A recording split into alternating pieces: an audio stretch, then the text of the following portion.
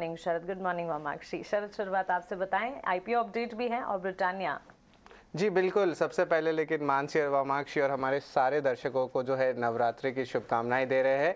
और अब वापस मार्केट्स में फोकस करते हैं। यहाँ पे सबसे पहले ऑफ कोर्स मानसी ने कहा आईपीओ पे फोकस रहेगा और यहाँ पे आज हर्षा इंजीनियरिंग की जो है लिस्टिंग होने वाली है। आईपीओ प्राइस लगभग 330 रुपये प्रति शेयर है और जो सब्सक्रिप्शन की बात करें तो लगभग 75 गुना जो है सब्सक्रिप्शन देखी गई है।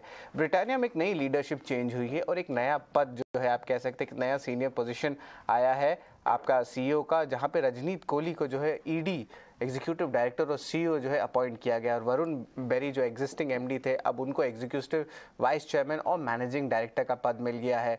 अब ऑफ कोर्स रजनीत कोहली जो है वरुण बेरी को रिपोर्ट करने वाले हैं, लेकिन इंपॉर्टेंट बात यह है कि रजनीत कोहली जी जो है एक्स प्रेसिडेंट और chief business officer already Jubilant FoodWorks में रह चुके हैं और एफएमसीजी स्पेस में लीडरशिप पोजीशंस में एशियन पेंट्स और कोका कोला दोनों में है। तो एक बहुत दिग्गज मैनेजमेंट की चेंज हुई है और ये एक नया स्टैंड अलोन पोस्ट क्रिएट किया गया है। पीआई इंडस्ट्रीज में भी अहम ब्लॉक डील्स देखने मिले थे लास्ट ट्रेडिंग सेशन में। मैं बस इंपॉर्टेंट बायर्स के बारे में बात बताता हूँ, जहाँ पे फॉरेन बायर्स में घिसालो मास्टर फंड, मॉर्गन स्टैनली और तारा फंड है।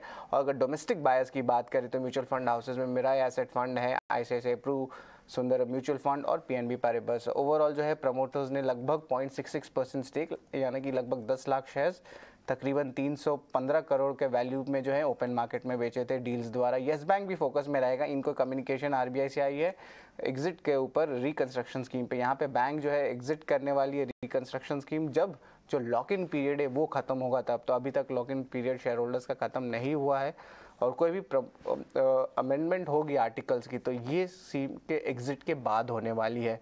तो एक टाइप से येस बैंक में वेट एंड वॉच पॉलिसी रहेगा। गो कार्बन भी फोकस में रहेगा। यहाँ पे 29 सितंबर को जो है बोर्ड मीटिंग है जहाँ पे राइट्स इश्यू द्वारा जो है फंड रेज होगी। लक्ष्मी ऑर्गेनिक्स में जो है रायगढ़ प्लांट जो है वापस से कमर्शियल प्रोडक्शन स्टार्ट किया है।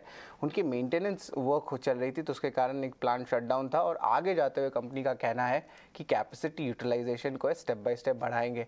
अब नैटको फार्मा भी फोकस में रहने वाला है। अब ऑफकोर्स कंपनी एक फार्मा कंपनी है, लेकिन 2 साल पहले कंपनी थोड़ी सी एग्रोकेमिकल स्पेस में भी शिफ्ट की थी और ऑफकोर्स कह सकते हैं कि सितंबर 19 को जो है एक अहम दिल्ली हाईकोर्ट का ऑर्डर आया था जहाँ पे ये एक इंसेक्टिसाइड है सीटीपीआर करके, उसको भारत में लॉन्च कर सकते हैं। और अब जो है उस दिन के जो है रिएक्शन स्टॉक दिल्ली हाईकोर्ट के कारण 4% स्टॉक भागा था, लेकिन अब जो है अब लॉन्च भी है, कंपनी अनाउंस कर दी है। अब करंट मार्केट साइज लगभग 2000 करोड़ का है। और एक और कंपनी है जो सीटीपीआर लाई है 3 हफ्ते पहले इस कंपनी से, वो है बेस्ट एग्रो लाइफ। तो ये दोनों स्टॉक्स को जरूर नजर में रखिएगा। इसके अलावा एल&टी फूड्स और केआरबीएल ऑफकोर्स वापस फोकस में आ रहे हैं क्योंकि ये जो है 70 से 80% इनका जो मेन स्टे है रेवेन्यू का वो बासमती सेगमेंट से है।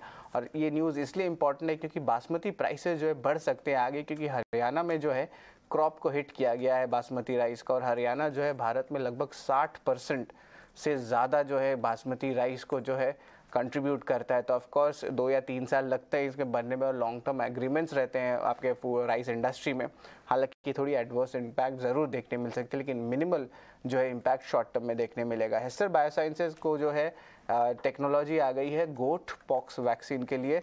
अब इनको जो है इंडियन वेटनरी रिसर्च इंस्टीट्यूट से आया, अब वो कमर्शियलाइज जो है वैक्सीन भी कर सकते हैं। उसके अलावा रिपोर्ट्स आ रहे हैं कि पिरामल इंटरप्राइजेज जो है ज्यूरिक इंश्योरेंस के साथ एक जॉइंट बिड कर सकते हैं रिलायंस जनरल इंश्योरेंस के लिए। अब याद रखिए रिलायंस कैपिटल का जो ऑलरेडी इंसॉल्वेंसी प्रोसीडिंग्स में चल रही है तो उसकी कंपनी रिलायंस जनरल इंश्योरेंस और ये जेवी जो है 50-50% हो सकती है।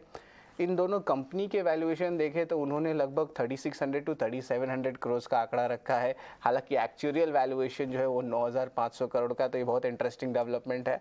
और आखिर में बात करेंगे एम्बेसी ऑफिस पार्क्स आरईआईटी की।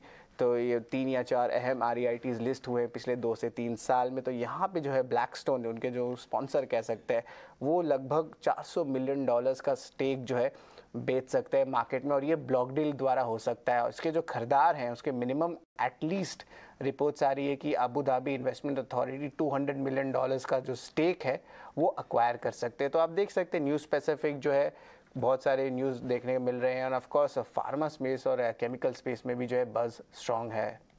Thanks for that Sharad, and happy Navratri to you too. तो ढेर सारी खबरें हैं जिस पर फोकस रहेगा। आईपीओ अपडेट, हर्षा इंजीनियरिंग के आईपीओ की लिस्टिंग है और सब्सक्रिप्शन फिगर्स काफ़ी अच्छा यहाँ पर रिस्पांस इन्वेस्टर्स का मिलता हुआ भी दिखा था।